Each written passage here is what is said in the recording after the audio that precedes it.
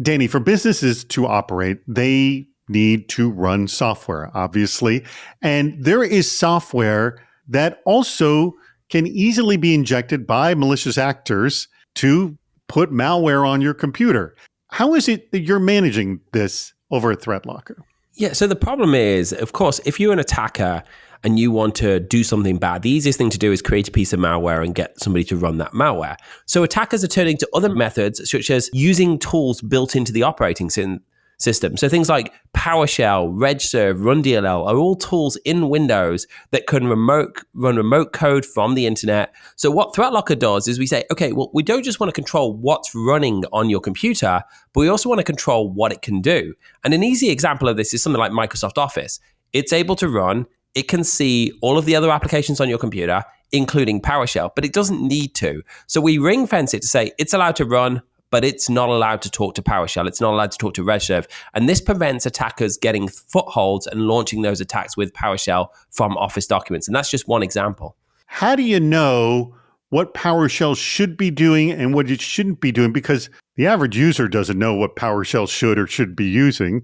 So how do you determine that?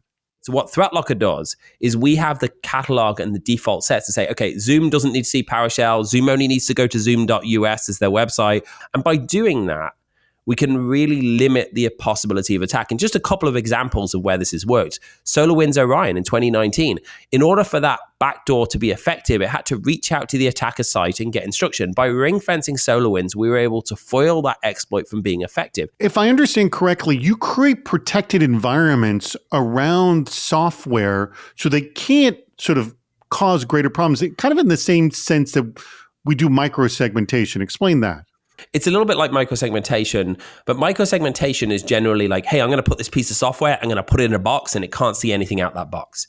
Whereas what ring fencing does is it very specifically allows you to say what it can see outside that box. So if you were to say, I'm going to put Office in a box and it can't see anything, well, great, now it can't see your files. So let's pull our files into that box and say, okay, well, good, we got Office files. But then you run your accounting software and it needs to see your files.